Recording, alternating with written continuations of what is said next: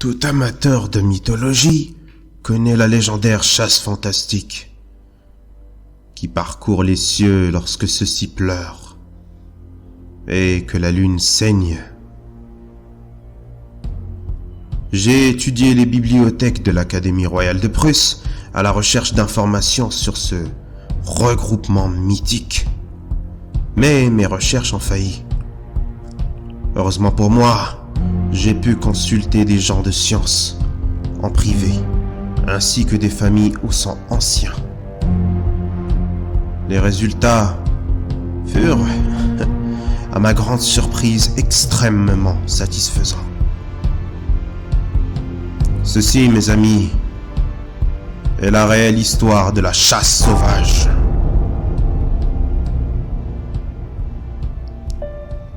Nahadou était mort et défiguré. Il n'y avait point de doute sur cela, mais malgré la rage, le regret, Asvar remarqua bien assez tôt l'absence de sa sœur. Peut-être n'avait-il pas tout perdu, après tout. Il erra longtemps, loin au-delà du désert de glace, où il n'y avait que mort et famine.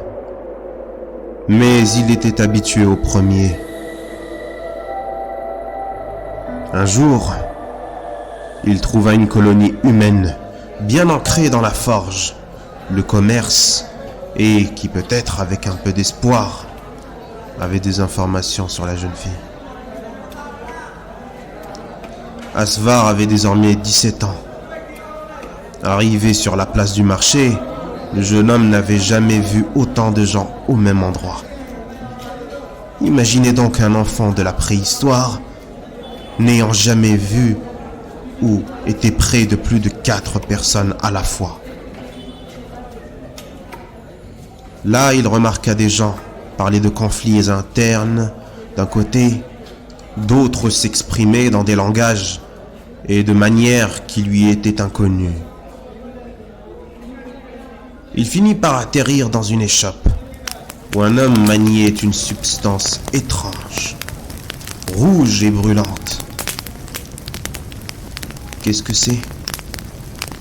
Du feu, petit. Les armes ont besoin de flammes et des marteaux pour exister. Et de moi aussi.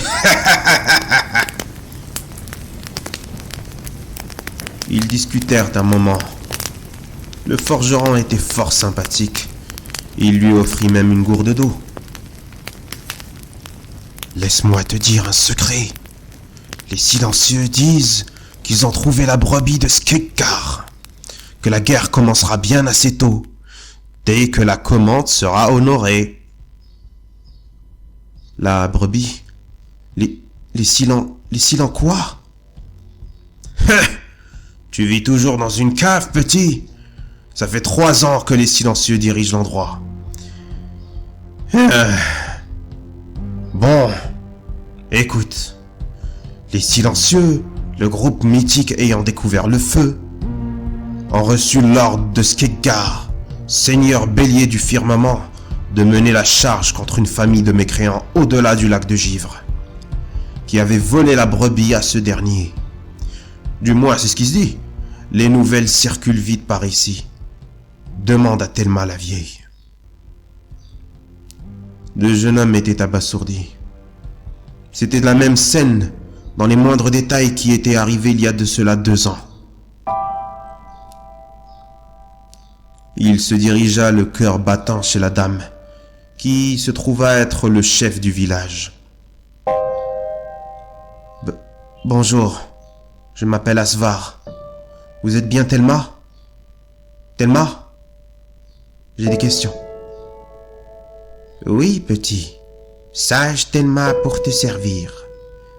Assieds-toi. De la tisane de chèvrefeuille? Non? Ce n'est pas grave. Vous êtes du côté des silencieux. Le gamin se tenait debout. Il voulait connaître la vérité au plus vite. Ah, tu as parlé à Shek, c'est cela. Il pense que tout le monde est du côté de ses enfants égarés. La réalité est tout autre. Il ne passe pas une nuit sans qu'il y ait des guérillas entre nous et ces chiens. Alors c'est bien qu'il doit y avoir des opposants. Et vous en faites partie? Tout ce que je peux te dire, c'est que tu es en sécurité ici, petit.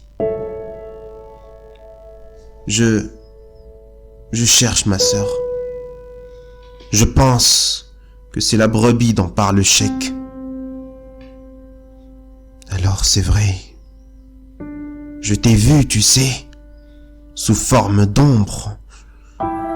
Je sais que tu t'en veux, mais ta seule erreur a été d'être un enfant né dans un monde cruel et d'avoir été là au pire moment.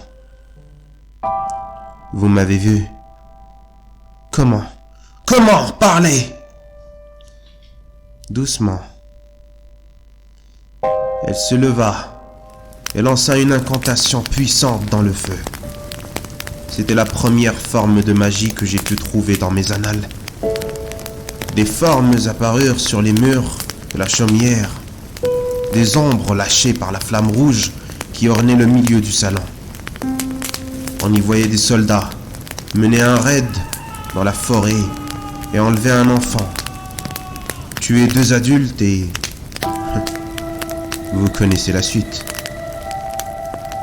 Je ne peux pas ramener tes parents et ton frère, mais je peux te montrer la voie vers la vengeance. Dans les caves du temple du silence, lieu de vénération de Skeggar, tu trouveras les hommes qui, cette nuit, ont mis à sac ta maison, tué ta famille et enlevé ta sœur. Mais pour l'instant, va te reposer. Tu en auras besoin. Le jour suivant, Asvar était aux grottes du silence. Les récitations des fidèles se faisaient entendre, et toutes sortes de bruits affreux que je ne saurais citer en ce jour. Mais l'on peut s'imaginer des sacrifices primitifs. Il arriva doucement, derrière des personnes en robe, qui étaient, à sa grande surprise, en cercle autour d'Anouk, sa petite sœur qu'il n'avait pas vue depuis 2 ans, droguée et presque endormie. L'ambiance était menaçante, et Asvar savait que sa sœur allait être sacrifiée, comme les bêtes et autres humains gisant sur le sol autour d'eux. Alors, il brisa une stalagmite à côté de lui et courut vers la scène. Il parvint à poignarder un des hommes en noir, mais ces derniers étaient beaucoup trop nombreux. Ils le plaquèrent au sol. Noyé dans les cris rituels, il fut obligé de se rendre à l'évidence. Il n'aurait jamais sa vengeance. Tout d'un coup, une ombre géante apparut à côté d'eux. Elle n'était pas sur un mur ou sur le sol, non. Elle était debout, comme un homme, mais noire comme la nuit. Elle fixa Asvar d'un regard terrifiant. L'ombre se prononça dans une langue innommable.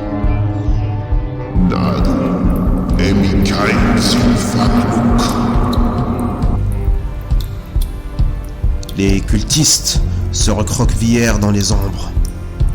L'homme en noir, au sol, poignardé, se releva malgré lui. Il tendit la main vers Asvar et lui traduit les mots du spectre. Mon seigneur bélier, roi au-dessus du ciel et sous la terre, te propose un marché. Je ne marchande pas avec des monstres. Laissez ma sœur tranquille. Soyez maudits. Et la vie de ta sœur contre la tienne.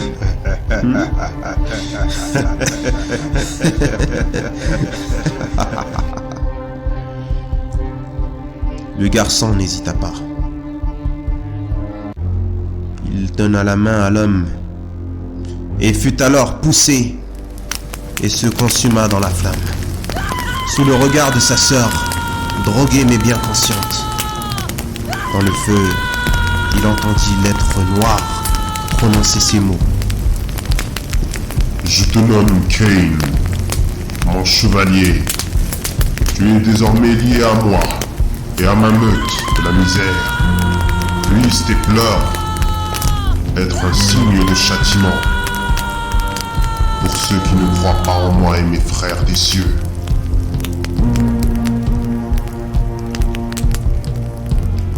Des siècles après cela, l'on entendait parfois des orages, accompagnés de cris, de pleurs, parfois d'ombres de milliers de chevaux et de chiens dans le ciel.